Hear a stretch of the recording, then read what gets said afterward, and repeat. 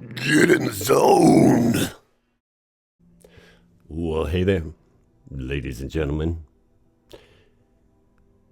It's the end of 2024, that is. So, you're in the zone, the metal zone.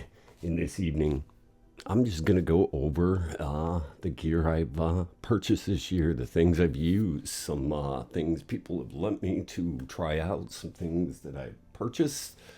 The expansion of guitars, the Asian invasion of the Firefly guitars. And, well, what the hell? It's the end of the year. I really have to be careful with myself these days and moderate my intake of alcoholic beverages, really cut out the beer. But hey, end of the year, 2024, gonna go over this and going to treat myself this evening to a New Glarus, Wisconsin Belgian Red. Only available in the state of Wisconsin. For those of you that know, New Glarus makes the world's best fruit beers. I'll put them up there with any lambic or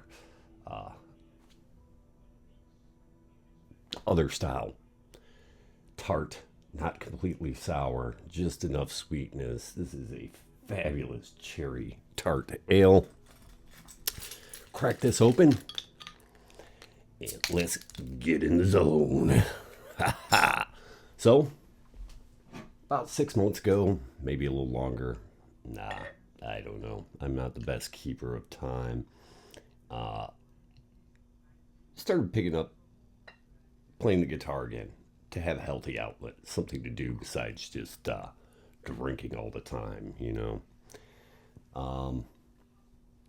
And I have cut back my intake of alcohol, cut it out completely for a couple months, and now I got to know my limits and know what gets me in trouble, what doesn't. But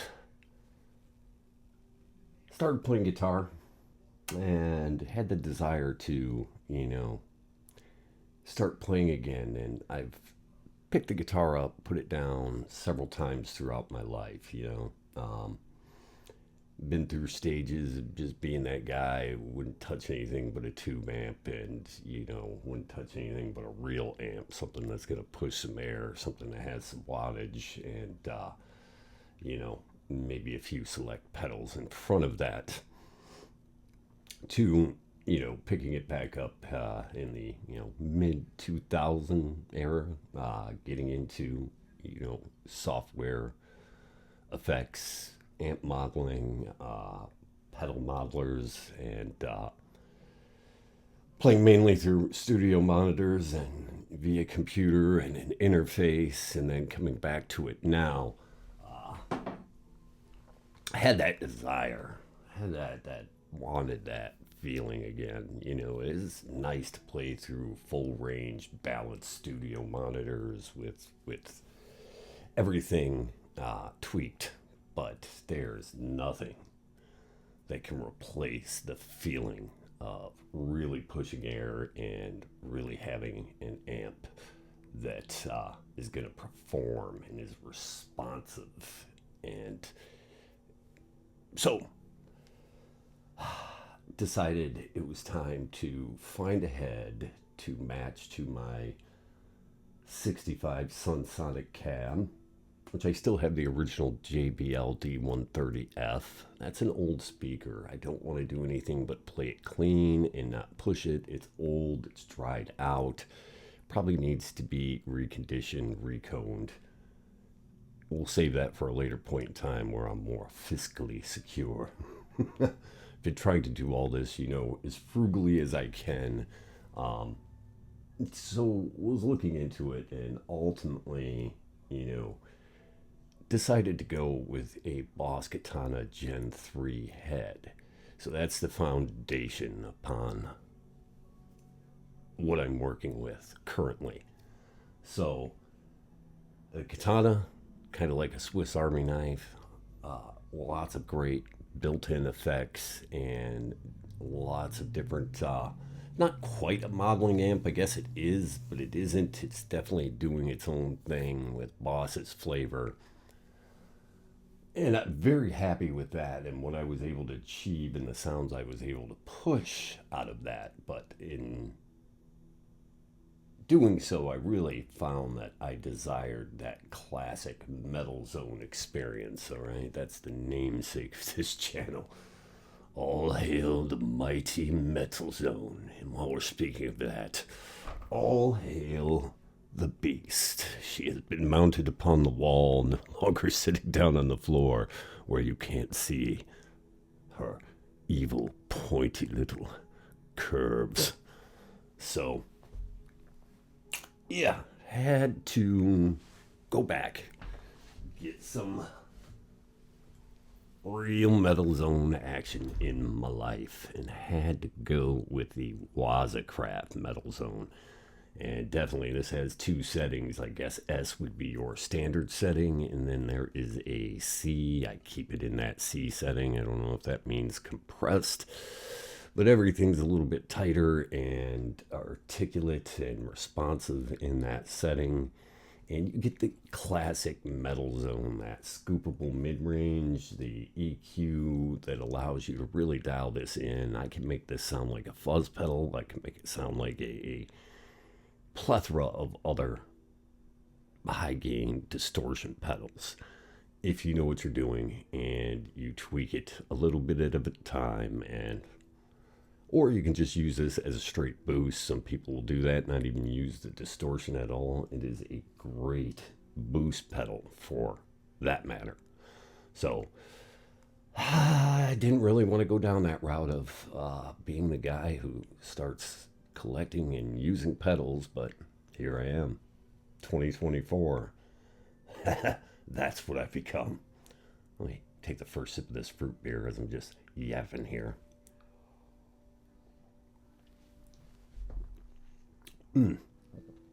Oh, fantastic. So you can see the Fireflies have invaded my guitar playing, you know. Still got my old Gibson, got my Beast, a PRS. But these Fireflies are so intriguing. They're affordable. They're pretty well made. Some of them can have some issues that you may have to tweak. But, man, it's given me, some baritones and some other style guitars that I can play with. And, that's been an amazing experience. The baritone guitar has opened me up to a whole new world in style of playing. So definitely love the fact that I can get low tunings with still reasonably decent tension. Plus those big fat strings have their own virtue to them as well.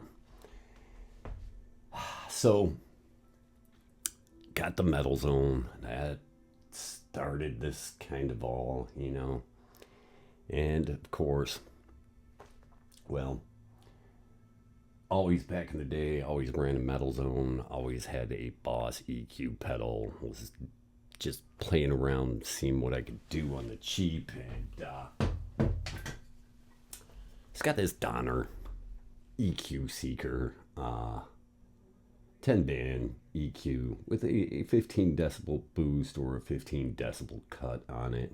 Simple enough, in and out, and it does the trick. Definitely allows you to further sculpt what you're getting out of that Metal Zone. So always handy to have an EQ after your Metal Zone. But as I've alluded to earlier in some of my other videos, you end up getting older and, well, maybe you start experimenting with things in your life. I started experimenting with fuzz pedals. So if you would have talked to me back in the 90s and said that they tried to give me a fuzz pedal, I would have laughed at you. Back to me, back in the 90s, my death metal hardcore days, the fuzz pedal was something you gave to geezers and was for hippies and some bullshit and didn't want nothing to do with it. I'll flash forward to today and, being more mature and realizing the potential of things and getting a lot more into that doom stoner rock territory with what I'm trying to play myself and a lot of what I listen to these days. So, yeah, fuzz is naturally going to make itself present in that situation. There's no doubt about it. And, well, buddy of mine, big shout out to my homie Burr. Lent me a couple, fuzz and dirt pedals to play with. And this, of course, anybody out there in the old probably saw the orange case. Anybody in the old stoner doom metal community will know the glory of the Behringer SF300. It's definitely an iconic pedal, I believe, based off a Boss pedal that's now discontinued. Plastic housing, but these things sound great. It's dirty, it's nasty. You've got basically kind of 3 settings, but then there kind of is that little secret setting if you catch it there between the boost and the number 2 fuzz. Great time with this. It's just a different way of playing, and you have to come to understand fuzz does something different than what most of your high gain metal distortion pedals are going to do for you. Great for big, chugging, saturated, long, sustaining power chords and notes. Not the best for chugging, fast, galloping shit, but hey, it has its place. It does what it needs to do, and yeah, I found you kind of can chug with fuzz if you do a few things and play with it, but this was an awesome pedal to experience, and I'll probably pick one up myself when I return this to him. Another pedal that he lent me, and I have the knob over here since it keeps wanting to come off on this. Need to tighten down that little screw on there.